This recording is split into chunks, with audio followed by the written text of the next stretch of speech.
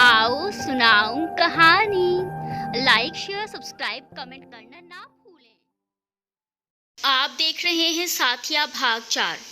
आप लोग बेवजह टेंशन ना लें, अभी कुछ खा लेगी तो ठीक हो जाएगी। आप लोग अपना व्रत पूरा करें। सब छत पर चले जाते हैं पर रत्ना श्रद्धा के पास ही रहती है। युवराज रत्ना से कहता है, दीदी आपका भी तो व्रत है, आप जाइए, मैं इसका ध्यान रखता हूँ। युवराज के कहने पर रत्ना छत पर चली जाती है। युवराज आकर श्रद्धा के पास बेड पर बैठ जाता है और उसके चेहरे को प्यार से देखकर कहता है, क्या चीज़ हो तुम, खुद के सिवा सबका ख्याल रखती हो। कुछ ही दिनों में तुमने मेरी पूरी फैमिली को अपना दीवाना बना दिया है। फिर उठाते हुए बोला, मिस मिश्रा उठिए, कुछ खा लीजिए। युवराज के 2-3 बार बोलने पर श्रद्धा की आंखें खुल जाती हैं और वो धीरे से उठकर बैठ जाती है। फिर दोनों सबके पास चले जाते हैं। अपनी पूजा खत्म करके सब डाइनिंग टेबल पर आते हैं। दीपक अपने हाथों से वंदना को खाना खिलाता है और वंदना दीपक को। बाकी सब भी खाना खा रहे थे। तभी सबका ध्यान श्रद्धा पर गया। श्रद्धा खाना छोड़कर चॉकलेट खा रही थी, वो भी बिल्कुल छोटे बच्चे के जैसे। सब साथ में जोर से हंसते हैं तो श्रद्धा चेप जाती है। श्रद्धा जल्दी से युवराज के रूम में जाकर अपना चेहरा साफ करती है। जब वो कमरे से लौटने लगती है तो उसका ध्यान युवराज के रूम से अटैच बालकनी पर जाता है।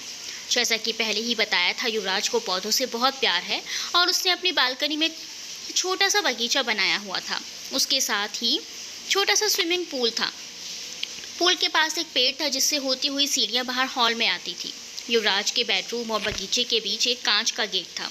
कहने को कह सकते हैं कि युवराज का रूम अपने आप में एक छोटा घर ही है। श्रद्धा ये सब देखती है तो देखती ही रह जाती है।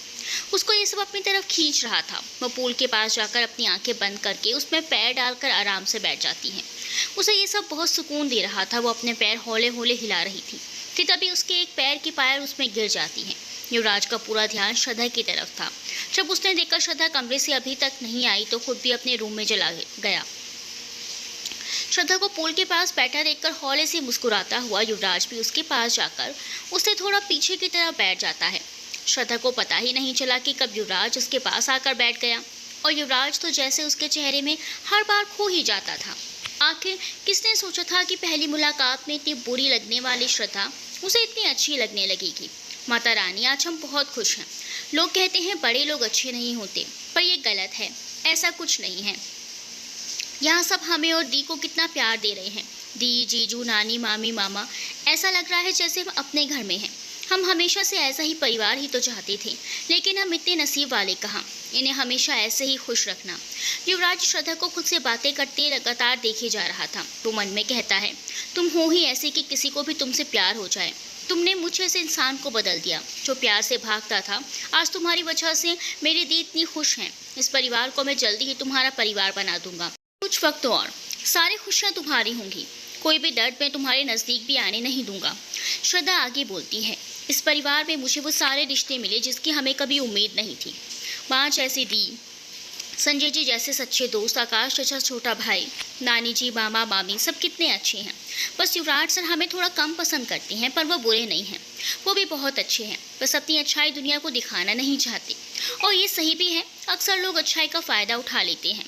देखिए ना माता रानी, आप पापा को तो अपने अपने पास बुला लिया और हमें यहाँ रोने के लिए छोड़ दिया। कहते हुए श्रद्धा की आंखों में आंसू आ जाते हैं। युवराज उसे रोते हुए नहीं देख पाता और उसके कंधे पर हाथ रख देता है। श्रद्धा हैरानी से पीछे युवराज को देखती है तो झट से पूल से पैर निकाल के खड़ी हो जाती है, इस डर से कि कहीं युवराज वापस से उस पर चिल्लाने न लग जाए जैसे उसने पहली बार किया था। आई एम सॉरी सर, हमें ये जगह अच्छी लगी तो हम यहाँ आ गए। आइंदा से ऐसा नहीं होगा। हम जानते हैं हमारी आदत ही ख़राब है बिना पूछे कहीं भी चले आने की। I am sorry. कहते हुए वो जाने लगी तो युवराज ने उसका हाथ पकड़कर कहा, कोई बात नहीं, तुम कभी भी आ सकती हो यहाँ। युवराज के एकदम से ऐसे हाथ पकड़ने से श्रद्धा घबरा सी गई थी। उसने अपना चेहरा नीचे झुका लिया। युवराज उसके चेहरे को ऊपर करके बोला, श्रद्धा तुम ठीक हो ना? श्रद्धा अपने आंसू छुपाते हुए, हाँ हम बिल्कुल ठीक हैं, हमें क्या होना है, हम ठीक हैं। श्रद्धा युवराज के सामने अपने आंसू नहीं दिखाना चाहती थी, इसीलिए वो थोड़ा हड़बड़ा गई। युवराज श्रद्धा के चेहरे को दोनों हाथों से पकड़ते हुए बोला, मुझे तो नहीं लगता कि तुम ठीक हो। युवराज का इतना कहना था कि श्रद्धा ने उसके सीने से लगकर उसको कसकर पकड़ लिया और उसकी आंखों से तेज़ी से आंसू बह निकले। आज कितने ही दिनों बाद श्रद्धा खुलकर रो रही थी। वो जल्दी नहीं रोती थी, बस इस डर से कि कहीं रत्ना या उसकी मासी उसे रोता हुआ ना देख ले। पर आज तो युवराज के ऐसे पूछने पर वो ऐसे रो रही थी जैसे कितने दिनों की तकलीफ, दर्द, गम रोकर बहा देना चाहती हो। युवराज ने भी उसे नहीं रोका, बस उसके बालों को सहलाता रहा किसी बच्चे की तरह।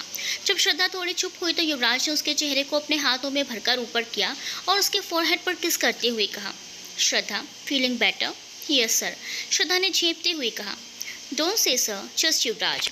सर ऑफिस के लिए रहने देते हैं, ठीक है? घर पे मैं सिर्फ युवराज हूँ, इसीलिए आपसे नो सर। श्रद्धा ने कोई भी जवाब नहीं दिया। उसने अभी भी युवराज को पकड़ रखा था। अपना सर युवराज के सीने पर रखकर अभी भी वो धीरे धीरे सुबक रही थी। युवराज अभी उसके बालों को सहला रहा था। दोनों ऐसे ही खड़े थे, तभी संजय जल्दी भागता हुआ युवराज के कमरे में आता है। कांच के ऊपर से दोनों को ऐसे देखकर उसे बहुत अच्छा लगता है। वो वहीं खड़ा हो जाता है। आज काफ़ी वक्त बाद उसने युवराज के चेहरे पर वो मुस्कान देखी थी जो वो और दी हमेशा से देखना चाहती थी। तभी युवराज की नज़र संजय पर जाती है। युवराज इशारे से ही पूछता है, क्या बात है? संजय इशारे में ही कहता है, नीचे आ जाओ, कोई आया है। युवराज श्रद्धा के बालों को सहलाकर बोला, श्रद्धा नीचे चलें? क्यों? श्रद्धा ने अपना सर उठाकर पूछा। नीचे सब तुम्हें पूछ रहे हैं। तुम बिना खाना खाए आ गई थी और फिर तुम्हारे पीछे पीछे मैं भी। श्रद्धा जो अभी भी बेख्याली में थी, उसे एकदम से ध्यान आता है कि वो कहाँ है और क्या कर रही है। वो झटके से युवराज को छोड़कर सीधे हॉल की तरफ भागती है। सामने संजय को देख उसका हाल और ख़राब हो जाता है। युवराज कमरे में आकर संजय से कहता है, क्या हो गया भाई, जो तू ऐसे मेरे क्यूट मोमेंट को बर्बाद करने आ गया? नीचे तो चल, युवी तो खुद सरप्राइज हो जाएगा। दोनों नीचे आते हैं। युवराज अभी नीचे आकर खड़ा भी नहीं होता कि एक लड़की जल्दी से युवराज के पास आकर उसके गालों पर किस करती है और उसे गले लगाकर कहती है, I missed you so much dear. तुम नहीं जानते मैं यहाँ आकर कितनी खुश हूँ। ये सब इतनी अचानक हुआ कि युवराज समझ ही नहीं पाया आखिर क्या हुआ। वो तो बस श्रद्धा का रिएक्शन देख रहा था जो इस वक्त बिल्कुल भी अच्छा नहीं था। श्रद्धा ने जब उस लड़की को युवराज को किस करते देखा तो दूसरी तरफ चेहरा करके खड़ी हो गई। युवराज को ये बात कुछ ज़्यादा ही खल गई थी। उसने लड़की को खुद से दूर करके सामने खड़े करते हुए उसका चेहरा देखा। बाकी सब भी उसे देखने लगते हैं, लेकिन उस लड़की को कुछ खास फर्क नहीं पड़ता। वो वापस से युवराज के गले लगते हुए कहती है, यार तुम तो मुझे ऐसे देख रहे हो जैसे पहली बार देख रहे हो। श्रद्धा से जब ये सब देखा नहीं गया तो वो किचन की तरफ चली जाती है। बाकी सबको तो इसकी आदत थी, लेकिन बुआ जी और रत्ना उस लड़की की हरकतों को बस देखे ही जा रही थी। दरअसल बात ये थी कि किसी लड़की को पूरे परिवार के सामने लड़के को किस करते शायद वो पहली बार ही देख रही थी। माना बड़े शहरों में ये आम बात थी, लेकिन रत्ना और श्रद्धा की फैमिली अभी इन चीज़ों से कोसों दूर थी और शायद आने वाले कई सालों में भी वो ऐसा कुछ करने की हिम्मत न कर पाएं। युवराज दोबारा उसे खुद से दूर करते हुए कहता है, टिया तुम यहाँ कैसे? टिया सूर्यवंशी युवराज के बिजनेस पार्टनर थी और युवराज की पूरी तरीके से फिदा थी। वो कहने को युवराज उसे अपना जस्ट एज अ फ्रेंड मानता था, लेकिन वो अक्सर ऐसी हरकतें करती थी जिसे देखकर किसी को भी ये लगे कि वो दोनों रिलेशनशिप में हैं। युवराज उसे छोड़कर खड़ा हो जाता है। उसकी नज़रें श्रद्धा को ढूंढने लगती हैं, लेकिन श्रद्धा तो वहाँ थी ही नहीं। टिया घर में सबको गले लगाती है, सब उसका वेलकम करते हैं। टिया संजय को हक करते हुए शौक से बोली, बड़े हैंडसम लग रहे हो संजू। वो तो मैं बचपन से हूँ। वो दिखावटी हंसी हंसता है। टिया आकाश के पास आकर उसे बालों में हाथ फिराते हुए कहती है, हाउ आर यू चैम? आकाश को वैसे भी टिया बिल्कुल पसंद नहीं थी। उसने उसके हाथों को हटाकर कहा, टोटली फाइन, एंड जाकर श्रद्धा के पास खड़ा हो जाता है जो अभी किचन से निकल ही रही थी। दी मेरे बाल बना दो प्लीज़। श्रद्धा मुस्कुराते हुए आकाश के बाल बनाने लगती है। टिया को देखकर जाने क्यों बुरा लगने लगता है। वो जानती थी राठौर फैमिली कभी किसी बाहर वाले को पर्सनल फंक्शन में नहीं बुलाते। उस पर श्रद्धा का इतना ज़्यादा खूबसूरत होना उसके चिढ़ने की वजह बन गया था। वो सबके पास खड़े होकर रत्ना और श्रद्धा को देखकर पूछती है, ये सब कौन है? कोई कुछ बोलता उससे पहले आकाश श्रद्धा का हाथ पकड़कर कहता है, ये श्रद्धा दी और उनकी फैमिली है। टिया ने हैरानी से पूछा, दी? आकाश झल्लाता हुआ बोला, हाँ दी, और ज़ोर से बोल के बताऊं क्या? संजय टिया की शक्ल देखकर समझ जाता है कि उसे श्रद्धा बिल्कुल भी अच्छी नहीं लगी। संजय जानता था टिया उल्टी खोपड़ी है, इसीलिए वो उसके पास आकर बोला, श्रद्धा युवराज की सेक्रेटरी है और दी ने आज श्रद्धा और उनकी फैमिली को इन्वाइट किया है। टिया चाहती थी कि बिजनेस के बहाने वो इस घर में अपने पैर जमा ले, और आकाश संजय को ये बात पता थी, इसलिए उन्हें वो अच्छी नहीं लगती थी। युवराज को भी टिया की ये हरकतें पसंद नहीं थी, पर बिजनेस में ये फॉर्मल था, इसीलिए वो कुछ नहीं कर पाता था। संजय जानबूझकर कुछ नहीं बोलता था, क्योंकि जब युवराज चिढ़ता था तो संजय उसके मज़े लेता था। पर आकाश ने कई बार टिया को इनडायरेक्ट ऐसे ही इंसल्ट फील कराया था।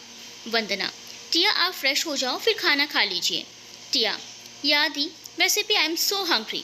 आकाश, हाँ ज़रूर, वैसे भी हम लोग खा चुके हैं। बुआ जी नानी से कहती हैं, माँ जी, अब हमें चलना चाहिए। नानी जी, आशा जी, वैसे आपसे एक बात पूछनी थी। बुआ जी, हाँ। माँ जी, ज़रूर। आप सत्संग में जाती हैं? हाँ माँ जी, जाती तो हैं। ठीक है, तो कल चलते हैं साथ। जी माँ जी, अब हम भी चलते हैं, रात भी बहुत हो गई है। रुकिए आशा जी, हम युवराज बेटवा से बोलते हैं कि वो आपको घर छोड़ दे। इतना कहकर नानी जी युवराज की तरफ देखती हैं। युवराज श्रद्धा से बात करने की कोशिश में था, लेकिन श्रद्धा हर बार उसे इग्नोर कर रही थी।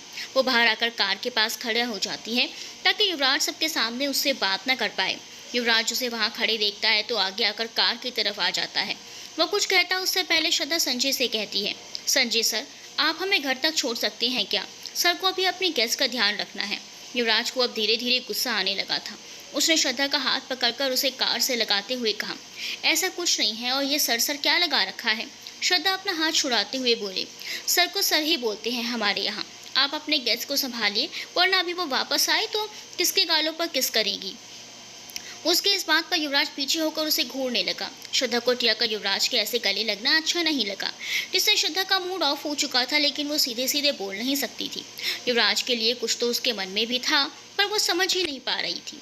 और तो और आज युवराज ने जैसे उसे गले लगाया था, उसे एक अपनेपन का एहसास हुआ था, और जब एक किसी से अपनेपन हो जाए तो उस पर किसी और का अधिकार करना अच्छा नहीं लगता। इसीलिए वो युवराज से गुस्सा हो रही थी। वैसे भी किसी ने कहा है, हमें गुस्सा उसी पर आता है जो हमारा होता है। डोंट वरी भाई, मैं छोड़ दूंगा, तू टेंशन मत ले। वैसे भी मिस हवाई अभी तुझे ही ढूंढेगी। संजय ने युवराज को छोड़ते हुए कहा। युवराज उसे आंख दिखाते हुए बोला, भाई जा, तुझे दी बुला रही है और मैं जा रहा हूँ छोड़ने इसे। ठीक है संजय जी, आप चलिए, वरना हम ऑटो से चले जाएंगे। युवराज समझ गया कि मिस नक्चड़ी को अब गुस्सा आ गया है और अभी इसे कुछ सुनाई नहीं देगा, इसीलिए संजय का हाथ खींचते हुए उसे अंदर की तरफ ले गया। और श्रद्धा उन्हें हैरानी से देखने लगी। भाई सुन, तू बुआ और रत्ना को लेकर घर जा, मैं बाद में श्रद्धा को लेकर आ जाऊंगा। उसके गुस्से को कम करके, तुझे उसके गुस्से से इतना फर्क क्यों पड़ रहा है? ज़्यादा दिमाग मत चला, जो कह रहा हूँ वो कर। बड़ा बेकार इंसान है, काम भी करना है और धमकी भी देनी है। लेकिन तुझे एक बात बता दूँ बुआ जी, अब बिना उसके यहाँ से एक कदम भी नहीं बढ़ाएंगी। तो बुआ से कह दे कि श्रद्धा वंदना जी के पास है, उसे थोड़ी देर लग जाएगी। जा बेटा, तू भी क्या याद करेगा कि किस दिलवाले से पाला पड़ा है। कर देते हैं इतना तेरे लिए। युवराज संजय को गले लगा लेता है। संजय उसकी खुशी देखकर खुश हो जाता है और उसकी पीठ थपथपा कर कहता है, तेरे लिए कुछ भी करेगा भाई। फिर वो श्रद्धा की तरफ देखकर कहता है, हे श्रद्धा, आपको दी बुला रही हैं, कुछ काम है, पहले उनसे मिल लीजिए, फिर चलते हैं। श्रद्धा युवराज की तरफ गुस्से से देखते हुए अंदर वंदना के पास जाती है। संजय बुआ के पास जाकर बोला, बुआ जी चलिए, मैं आप लोगों को घर छोड़ देता हूँ। श्रद्धा जी को मैं बाद में ले आऊँगा, अभी दी को कोई काम है उनसे। बुआ जी पहले तो गुस्सा होती हैं, फिर रत्ना से कहने से मान जाती हैं। संजय बुआ और रत्ना को लेकर घर चला जाता है। श्रद्धा वंदना के पास जाकर पूछती है, दी आपने बुलाया था? जी श्रद्धा जी, हम आपके लिए जो साड़ी लाए थे वो तो आप यहीं भूल कर जा रही थी, पर वो साड़ी तो हमने पहनी है ना। श्रद्धा अपनी साड़ी की तरफ इशारा करते हुए कहती है। वंदना मुस्कुराते हुए अपने हाथ की तरफ इशारा करके बोली, नहीं, यह हमारी माँ की साड़ी है, आपकी साड़ी तो इधर है, हमें माफ़ कर दीजिए। ये भी यहीं रखी थी तो हमें लगा, हमें माफ़ कर दीजिए, हम अभी इसे उतार देते हैं। वंदना बाहर खड़े युवराज की ओर देखती है, जो अपनी गलती पकड़े जाने की वजह से शांत होकर वंदना की ओर देख रहा था। अरे नहीं, ये अपनी सही जगह पर है आपके पास। वंदना के ये कहने पर युवराज ने मुस्कुरा देता है।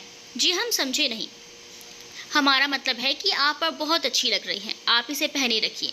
हम तो बस ये कह रहे थे कि आपकी साड़ी है हमारी तरफ से। वंदना ने एक बॉक्स श्रद्धा को देते हुए कहा, पर दी हम इसे कैसे ले सकते हैं? ठीक वैसे ही जैसे एक छोटी बहन बड़ी बहन से लेती है। आप हमें दी कहती हैं तो मना मत कीजिए, वरना हम गुस्सा हो जाएंगे। वंदना नकली गुस्सा दिखाते हुए कहती है, इतना तो हक है ना हमारा, दी आपका पूरा हक है हम पर। ठीक है, हमने ले लिया, ये देखिए। श्रद्धा उस बॉक्स को लेकर बोलती है, पता है श्रद्धा, आप जब तक घर में रहती हैं घर में जैसे खुशी ही खुशी रहती है। वंदना कहते हुए श्रद्धा को गले लगा लेती है। युवराज, दीपक और आकाश दरवाजे पर खड़े होकर ये व्रत मिलाप देख रहे थे। दीपक, साले साहब ये क्या हो रहा है? युवराज कंधे उचकाकर नावे सर हिलाता है, लेकिन आकाश हंसते हुए कहता है, जीजू ये प्यार है भाभी के लिए ननद का। दीपक चौंक कर उसकी तरफ देखता है, फिर युवराज की तरफ देखकर, कौन, क्या, कैसे, किसकी?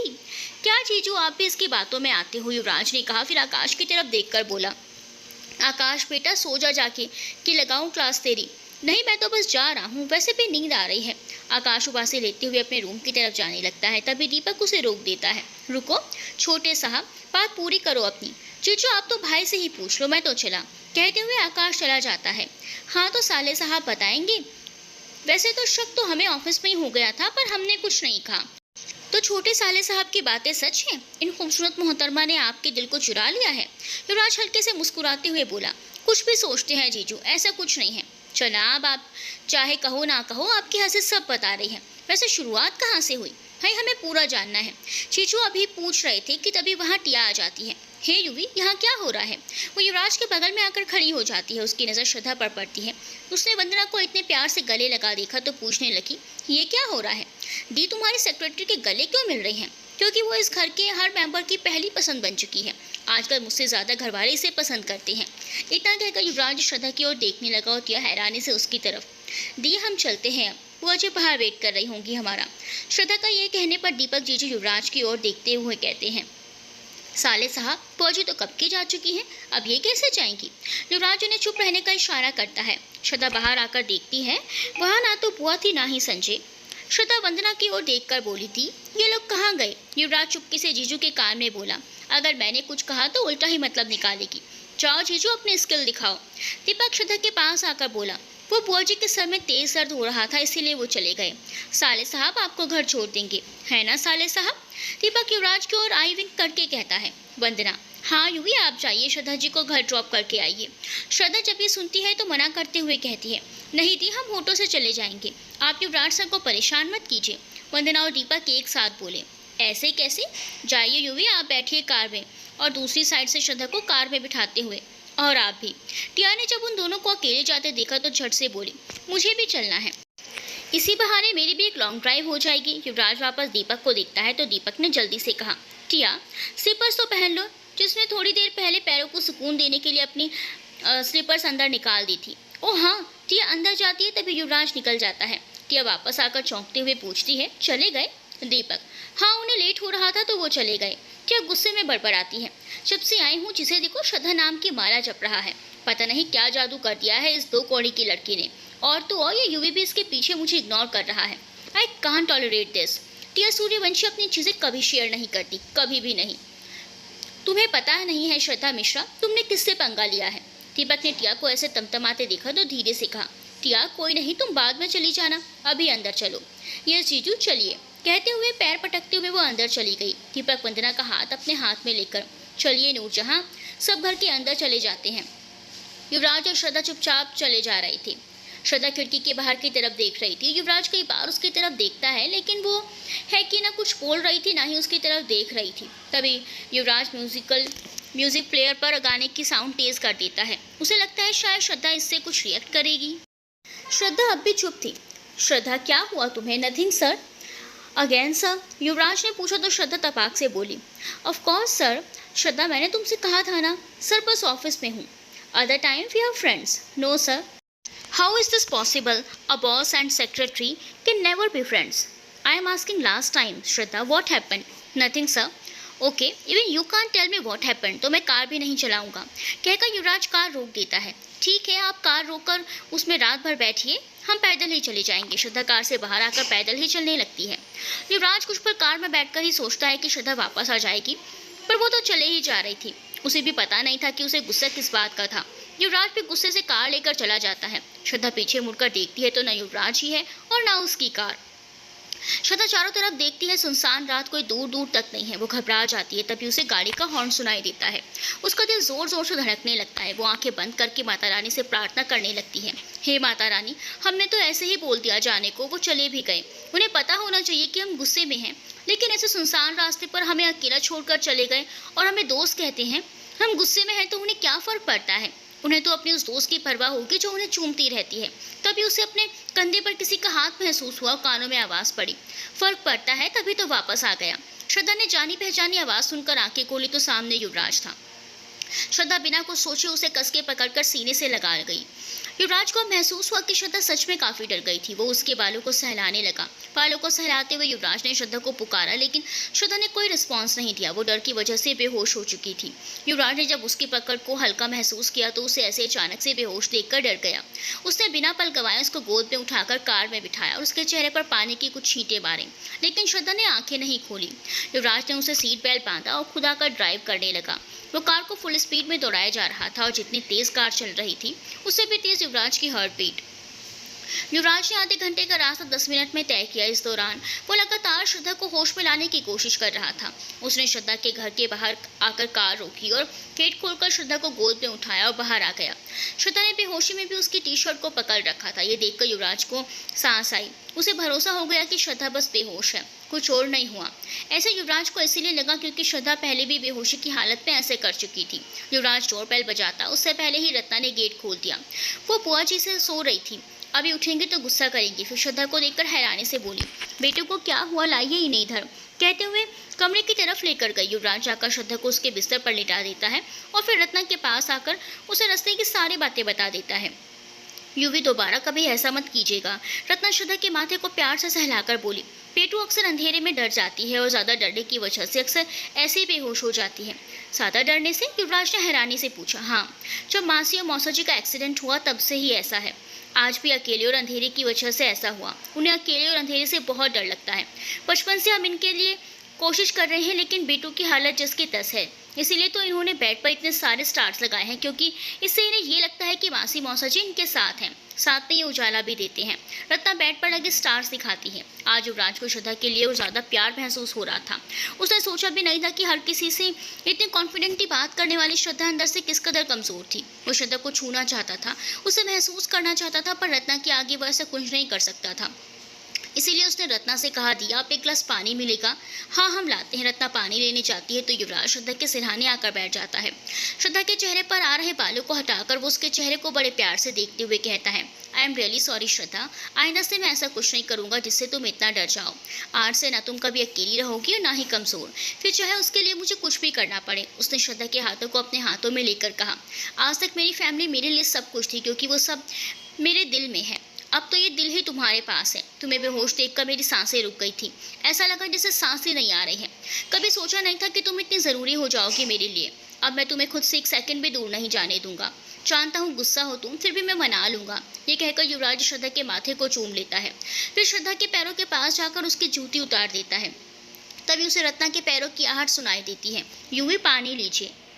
युवराज पानी पीता है। कुछ देर श्रद्धा के पास रहने के बाद वो श्रद्धा से कहता है, दी मैं चलता हूँ, आप सुबह से मुझे कॉल करके भी श्रद्धा की तबीयत के बारे में बता दीजिएगा। ठीक है, बता देंगे, आप भी संभल कर जाइएगा।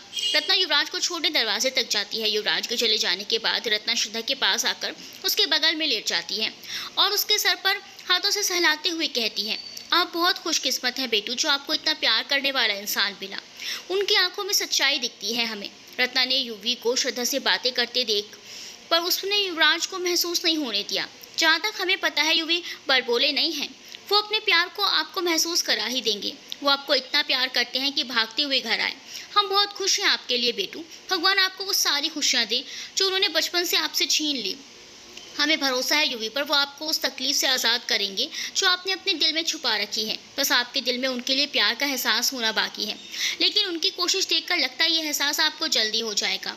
वो उसके बातें को सहला ही रही थी, तभी नींद में ही श्रद्धा चीखी, युवराज, युवराज आप कहाँ हैं? हमें बहुत डर लग रहा है युवराज। रत्ना ने श्रद्धा को कंधों से पकड़ लिया। बेटू आंखें खोलिए, आप घर पर हैं, उठिए, जल्दी जल्दी चलिए कीजिए। रत्ना श्रद्धा के गालों को सहलाते हुए उठाती है। श्रद्धा धीरे धीरे आँख खोलती है। रत्ना श्रद्धा के गालों पर आंसुओं को साफ करती है और उसे गले लगा लेती है। दी, युवराज जी कहाँ हैं? हमें याद है बेहोश होने से पहले वो हमारे सामने थे। हाँ थे, वही तो आपको घर छोड़कर गए हैं। वैसे आप इतना डर क्यों गई थी? वैसे तो साफ साफ हर बात कह देती हैं आप। आज भी तो जेल में था, कह देती कि आपको नहीं पता, उन्होंने हमें अकेले ही उस रास्ते पर छोड़ दिया था। श्रद्धा रत्ना को सब बताती है। हमें सब पता है, युवराज ने हमें सब बताया। पर बेटू इस बार गलती आपकी है। कि हमारी गलती कैसे? वो किसी और से आगे आकर बात नहीं करते। इतना गुस्सा आने पर भी वो तुमसे बात करने की कोशिश कर रहे थे, और आप क्या कर रही थी? उन्हें सुनाई जा रही थी। एक तो वो आपको लेकर घर आ रही थी और आप उन्हें वहीं छोड़ने की धमकी दे रही थी। श्रद्धा मुंह बनाकर बोले। दी हमें गुस्सा आ रहा था उन पर। वही तो हम पूछ रहे हैं, आपको इतना गुस्सा क्यों आ रहा था? दी वो उनकी फ्रेंड टिया कैसे उन्हें किस कर रही थी, वो भी उन्हें दूर नहीं कर रहे थे, उल्टा उन्हें हंस हंस कर बातें कर रहे थे। हाँ, क्योंकि वो उनके बिजनेस के साथ साथ उनकी फैमिली फ्रेंड भी है, ये सब नॉर्मल है उनके लिए। श्रद्धा मुंह फुलाकर बोले। कुछ भी हो, जो हमें अच्छा नहीं लगता नहीं लगता। पेटू, अगर आपको अच्छा नहीं लगता तो क्या वो अपना बिजनेस बंद कर देंगे या अपने दोस्त से नहीं मिलेंगे? हम भी तो उनके दोस्त हैं ना। हमें नहीं पता दिया, अब उन्होंने हमसे दोस्ती की है तो उन्हें हमारे गुस्से को भी मानना पड़ेगा। अब उनकी साइड मत, तो वो सिर्फ हमारे दोस्त हैं, ऐसे हर किसी से वो दोस्ती नहीं कर सकते। ठीक है दादी माँ, नहीं लेंगे उनकी साइड। आप और उनके दोस्ती ने तो शुरुआत में ही जंग शुरू कर दी, महादेव ही जाने आगे क्या होगा। लेकिन जो भी हो, अब आप सो जाओ और हमें हमारे साइड सोने दो। दोनों हंसने लगती हैं। राठौड़ मेंशन। वंदना दी और जीजू अपने कमरे में अपने बेड पर थी। वंदना दी का सर जीजू की गोद में था और जीजू दूसरे हाथ से दीदी के बालों को सहला रहे थे। नूरजहां, आपको नहीं लगता कि श्रद्धा जी के आने से इस घर में एक अलग ही रौनक आ जाती है? वैसे अभी हम उनसे ज़्यादा मिले नहीं हैं, पर जितना भी जान पाए हैं वो हमारे साले साहब के लिए एकदम परफेक्ट हैं। वंदना कुछ सोचते हुए बोलती हैं। हाँ, वही तो हम भी कह रहे हैं सबसे। फिर जैसे अचानक ही उसे दीपक की बातें समझ में आती हैं तो वो उठकर बैठ जाती है और उनका चेहरा देखकर कहती है, आपको भी यही लगता है ना? हाँ नूरजहां, और तो और हमें ये भी लगता है कि हमारे साले साहब भी उन्हें पसंद करते हैं। वंदना दीपक की तरफ गौर से देखकर बोली। युवी ने आपसे कुछ कहा क्या? नहीं कहा तो नहीं, फिर भी हमें लगता है कि वो उन्हें पसंद करते हैं। दोनों साथ में कितने अच्छे भी तो लगते हैं। सही कहा आपने, हमें तो लगता है कि हमारे दोनों भाई साथ में ही शादी करेंगे। दीपक वंदना को देखते हुए नासमझी में बोले। दोनों मतलब? छोटे साले साहब भी। वंदना, आज छोटे को देखकर तो ऐसा ही लगा कहीं आप रत्ना जी और संजू। आगे की बात दीपक कह भी नहीं पाया। वंदना दीपक के गालों पर किस करते हुए, कितने समझदार हैं आप, सही समझे हो। शाम को देखा नहीं था कैसे छोटे रत्ना जी को देख रहे थे? हमें तो लगता है वो उनसे प्यार करते हैं। दीपक अपने गालों को छूते हुए। आप पहले उनसे पूछ तो लीजिए, कहीं मन से हम लोग कुछ और सोचे और निकले कुछ और ही। वंदना, नहीं हमें पक्का पता है, फिर भी कल हम संजय से बात करेंगे। चलिए, हमारी फैमिली अपनी परंपरा आगे बढ़ा रही है। वंदना, कौन सी परंपरा? दीपक वंदना के गालों पर किस करके बोला। नूरजहां, लव मैरिज वाली। और कौन सी? कहकर वंदना के दोनों हाथों को चूम लेता है। वंदना शर्मा जाती है और दीपक के सीने पर सर रखकर मुस्कुराने लगती है। तभी उसे याद आता है कि युवराज अब तक नहीं आया, इसीलिए वो बेड से उतरकर जाने को होती है। दीपक, क्या हुआ? वंदना, दीपक युवी अभी तक नहीं आए हैं। दीपक उन्हें वापस अपनी तरफ खींचते हुए बोला। साले साहब आ जाएंगे, वो श्रद्धा के साथ गए, आने में वक्त तो लगेगा ही। आप आज काफ़ी थक गई हैं, चलिए वापस से अपनी जगह पर। वंदना वापस आकर दीपक की गोद में लेट जाती है और वो उसके माथे को छूमकर वापस उनके बालों में अपनी उंगलियां घुमाने लगते हैं। संजय युवराज के रूम में बैठा था, लेकिन युवराज अभी तक नहीं आया। वो घड़ी देखते हुए बोला, ये अभी तक आया क्यों नहीं? तभी उसके फ़ोन की बेल बजती है। संजय फ़ोन देखता है तो कॉल युवराज की थी। संजय समझ जाता है। वो जाकर युवराज के रूम के साइड के मेन गेट खोलता है। दोनों आहिस्ते आहिस्ते घर के अंदर आते हैं ताकि कोई जागे नहीं। अंदर आते ही संजय युवराज को धक्का देकर बेड पर गिरा देता है। कहाँ था इतनी देर? कब से वेट कर रहा हूँ। शुक्र मना, दी को नहीं पता था कि तू इतनी देर तक बाहर है, वरना अभी तक युद्ध चल रहा होता घर में। युवराज संभलकर बैठते हुए बोला, तुझे तो पता है श्रद्धा को छोड़ने गया था। फिर उसने सारी बात संजय को बता दी। संजय युवराज के गले में हाथ डालकर, बेटा तू ना अपने लव स्टोरी के बैंड बजाने पर तुला है। जब कोई लड़की गुस्सा होती है तो उसे मनाना होता है, उसे छोड़कर जाना नहीं होता। युवराज संजय का हाथ गले से निकालते हुए बोला, हाँ तो आ गया था ना गुस्सा, फिर वापस चला भी तो गया था। वैसे भी मैंने प्यार में पीएचडी नहीं की है तेरी तरह, जो सब पता हो। संजय नजरें चुराते हुए बोला, अबे मैंने कौन सी एमबीए किया हुआ है? साले ज़्यादा नाटक मत कर। देखा था मैंने तुझे कैसे रत्ना दी को देख रहा था, उनकी साड़ी संभाल रहा था। मेरी इन तेज नजरों से कुछ भी नहीं छुप सकता।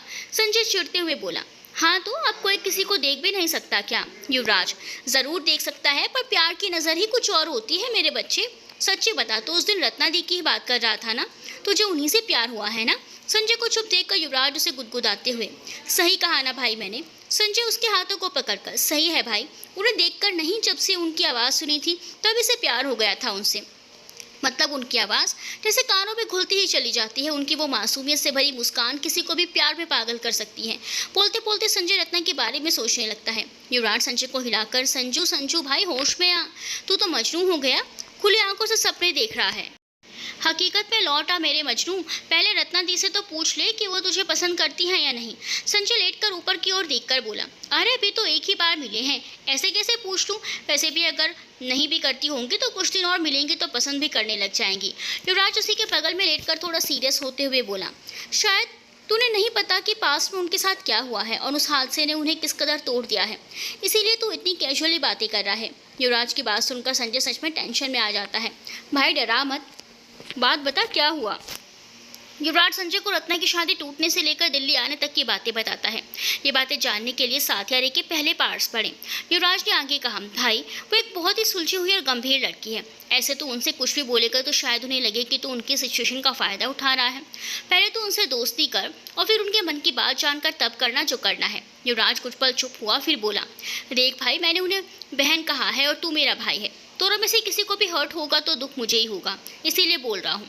युवराज की बातें सुनकर संजय सोच में पड़ जाता है। संजय को सोच में डूबा हुआ देख युवराज कहता है, क्या हुआ तुझे अब? इतना मत सोच, तेरा प्यार सच्चा है। भले ही कुछ वक्त लगेगा लेकिन वो मान जाएगी। इतना मत सोच, फिर तेरा भाई तो तेरे साथ है ही। संजय युवराज की ओर देखता है, क्या हुआ तुझे अब? बोलेगा भाई कुछ? ऐसे एक्सप्रेशन मत दे डराने वाले। युवराज ने लगातार संजय को खामोश देखकर कहा और इसी के साथ संजय जोर से युवराज के गले लगा लेता है। छोड़ बे, मर जाऊंगा मैं। युवराज ने उसको हटाते हुए लगभग चिल्लाते हुए कहा, थैंक्स भाई, तूने सही कहा। अब मैं उससे मन की बात जानकर ही उसे अपना प्यार बताऊंगा। थैंक यू मेरी जान। बस कर यार, क्या कर रहा है? जो करना है कल करना। अभी सो जाओ, मुझे भी सोने दे, कल ऑफिस भी जाना है। संजय बैठ के दूसरी तरफ कूदते हुए बोला, और हाँ, तेरी मिस हवा हवाई को भी झेलना है। सोच दिया कि एक किस करने पर श्रद्धा जी ने इतना बवाल किया, तो अभी और क्या क्या करेगी। डरा मत मेरे भाई, सो जा, कल की कल देखेंगे। मैं टिया की वजह से अपनी श्रद्धा को हर्ट नहीं होने दूंगा। ओहो, अपनी श्रद्धा, वाह क्या बात है बेटा, सही जा रहा है। वैसे एक बात बोलूं? संजय ने पूछा तो युवराज ने कहा, मना करूंगा फिर भी बोलेगा ही तो बोल ही दे। सच कहा है किसी ने, भगवान को किसी इंसान को खूबसूरती, स्मार्टनेस और पैसा तीनों एक साथ नहीं देना चाहिए। युवराज ने आंखें छोटी करते हुए पूछा, क्यों? संजय मुस्कुराते हुए बोला, वो तो तुझे कल ही पता चलेगा। युवराज ने कहा और थोड़ी देर में ही दोनों सपनों की मीठी दुनिया में थे। सुबह संजय की आंख खुली तो उसे देखा युवराज अपनी रनिंग वर्कआउट कंप्लीट करके ऑफिस के जाने के लिए रेडी हो रहा था। वो कुछ देर चुपचाप खड़ा रहा, लेकिन फिर कुछ देर बाद कहता है, भाई इतनी जल्दी रेडी होकर कहाँ जा रहे हैं? गेट खोलेगा क्या ऑफिस का? मेरी मान तो ये काम मत कर, ये तुझे सूट नहीं करता। युवराज ने टॉवल उठाकर उसके मुंह पर फेंकते हुए कहा, तेरे जैसे अगर मैं भी आलस करने लगा ना तो इस नंबर 1 कंपनी के शेयर्स गिरने में वक्त नहीं लगेगा। और हाँ भाई, गेट तो खोलूंगा लेकिन ऑफिस का नहीं, अपने रूम का। इतना कहकर वो संजय की तरफ मुड़कर बोला, बेटा तू भी अलसाई आंखें खोल और जल्दी से ऑफिस आ जा, अपने बॉस के ऑफिस पहुंचने से पहले, वरना एक दिन की सैलरी गई, समझा? यस बॉस, लेकिन ऑफिस जा रहा है तो थोड़ी देर रुक जा, साथ में ही चलते हैं। संजय बाथरूम की तरफ बढ़ते हुए बोला, तू अपनी कार से आ, मैं पहले श्रद्धा को पिक करूंगा, फिर दोनों ऑफिस जाएंगे। ओहो, तो ऐसा बोलना कि साले साहिबा के घर जा रहा है। अभी तो सोचूं, आज इतना रेडी क्यों हो रहा है मेरा भाई? बेटा ये जो किशमिश के बराबर का दिमाग है तेरा, इसे ज़्यादा यूज़ ना कर, ख़त्म हो जाएगा। जल्दी से रेडी होकर ऑफिस पहुंच। घड़ी देखते हुए, meet me inside the office for next 25 minutes. Sanjay, yes boss. Yuvraj दरवाजे की तरफ बढ़ा ही था कि तभी सामने से टिया आती दिखी। वो जल्दी से आकर दरवाजे के पीछे छिप गया। ये क्या कर रहा है? संजय ने चौंकते हुए पूछा। संजय, सामने से आफत आ रही है, इसे संभाल, वरना फेविकोल का जोड़ इतना स्ट्रांग नहीं होता जितना इसका चिपकना होता है। आफत? कैसी आफत? कहाँ भाई? तभी टिया कमरे में आकर चारों तरफ देखते हुए संजय को मॉर्निंग विश करते हुए कहती है, हे हैंडसम, क्या कर रहे हो? एक जाने पहचाने दुश्मन से बचने की तैयारी। टिया, दुश्मन? वो कौन? क्या तुम मुझे दुश्मन कह रहे हो? संजय, तुम नहीं, शावर से आती हुई बूंदे। संजय युवराज की तरफ देखकर आइविंग करता है, बदले में युवराज भी इशारे में ही उसे कहता है, नौटंकी तेरा कुछ नहीं हो सकता। टिया हंसते हुए, अच्छा सही कहा तुमने, बहुत बड़ी दुश्मन है वो तो। ये युवराज कहाँ है? वो पीछे मुंडे वाली होती है। तभी संजय आकर उसे पकड़ लेता है और कहता है, मेरी आंखों में देखो, बताओ तुम्हें क्या दिख रहा है? बहुत सारी नींद, जाकर नहा लो। मुझे ये बताओ युवराज कहाँ है? संजय अपने हाथ से युवराज को बाहर जाने के लिए इशारा करते हुए कहता है, वो तो अब बस ऑफिस के लिए निकला है। कब? अभी बस तुम्हारे आने से कुछ सेकंड्स पहले। युवराज चुपके से कमरे से बाहर निकल जाता है, लेकिन जैसे ही वो सीढ़ियों से उतरने लगता है टिया पीछे से उसे आवाज़ देती है, उफ, फंस गया यार। युवराज पीछे मुड़ते हुए बोला, हाँ क्या हुआ? मुझे भी तुम्हारे साथ ही ऑफिस चलना है, क्योंकि कल आते वक्त मेरी कार में कुछ प्रॉब्लम हो गई थी। युवराज टिया के पीछे खड़े संजय की तरफ देखता है, जो इशारे से उसे डांट रहा था। तुम संजय के साथ चले आना, अभी मुझे कोई और इम्पोर्टेंट काम करना है। संजय को देखो, ये तो अभी नहाया भी नहीं है, मैं कौन सा तुम्हें काम करने से रोकूंगी? वैसे भी डैड का कॉल आया था, आज हमारी मिस्टर मुखर्जी के साथ मीटिंग है। चलूंगी तो टीम को हमारे प्रोडक्ट को लेकर मार्केट रीसेंट रिएक्शन भी बता दूंगी। उसके अलावा उनके डील फाइनल करके डील के पेपर्स पर सिग्नेचर भी करने हैं। युवराज कभी भी ऑफिस वर्क में कोई समझौता नहीं करता था। ये बात ये अच्छे से जानती थी। कल उसने रियो जीजू को श्रद्धा युवराज के बारे में बात करते सुन लिया था, इसीलिए उसने युवराज के साथ चलने का प्लान बनाया ताकि वो श्रद्धा को युवराज से दूर रख सके। ठीक है चलो। And Sanjay come an office fast. तू चल यूवी, मैं बस आया। युवराज हॉल में आता है तो सब ब्रेकफास्ट कर रहे होते हैं। युवराज टेबल से जूस का ग्लास लेता है और खड़े खड़े ही पीने लगता है। वंदना बोलती है, यूवी बैठिए, नाश्ता तो कर लीजिए। नहीं नहीं, बैठकर प्रॉपर नाश्ता नहीं कर सकता। फिर टिया को आवाज़ देकर, Tia come on hurry up. Yuvraj main gate से बाहर आता है। टिया पहले युवराज के कमरे की तरफ से आकर कार की फ्रंट सीट पर बैठ चुकी थी ताकि श्रद्धा वहाँ ना बैठ पाए। मैं तो पहले से ही यहाँ हूँ, जल्दी आ जाओ। युवराज कार में बैठता है और दोनों श्रद्धा के घर की तरफ निकल जाते हैं। टिया पहले से जानती थी कि युवराज उसी के घर जा रहा है, लेकिन फिर भी युवराज को ऑफिस रूट के ऑपोजिट जाते देख कर कहती है, युवी हम कहाँ जा रहे हैं? श्रद्धा के घर। युवराज ने थोड़ी गंभीरता से जवाब दिया। टिया जानबूझकर मुंह बनाते हुए बोली, वो ऑफिस की सेक्रेटरी जो कल अपनी फैमिली के साथ आई थी। She is not just any ordinary girl working in my office. She is more than this. You must have seen yesterday. She is an important part for my family. Okay? युवराज ने अपने भवे उठाकर बेहद गंभीरता से कहा। ये सब सुनकर टिया गुस्से में आ जाती है, फिर भी अपने गुस्से को कंट्रोल करके कहती है, ओके ओके आई अंडरस्टैंड। श्रद्धा के घर पहुंचते युवराज पहले बुआ जी के पैर छूता है तो टिया एक बार को शॉक्ड हो जाती है। फिर रत्ना से गले मिलकर उनसे कहता है, दी मिस मिश्रा कहाँ है? हमें ऑफिस जल्दी पहुँचना है, वो रेडी तो है ना? युवराज ने पहले ही श्रद्धा को कॉल कर दिया था कि वो आज उसे पिक करने वाला है। बस आ गई, रत्ना ने जवाब दिया। श्रद्धा जल्दी से बाहर आकर टिया के बैठने से पहले ही फ्रंट सीट पर बैठ जाती है। युवराज को ये देखकर हंसी आ जाती है और टिया गुस्से से भर जाती है। टिया गुस्से से कार के पीछे का गेट खोलती है और तो श्रद्धा भी मुस्कुराने लगती है। तीनों कार में बैठ जाते हैं। युवराज कार स्टार्ट करता है। टिया आप कैसी हैं? श्रद्धा ने मुस्कुराते हुए पूछा। मैं तुम्हारी फ्रेंड नहीं हूँ जो नाम से बुला रही हूँ। Call me ma'am, okay? जारी है।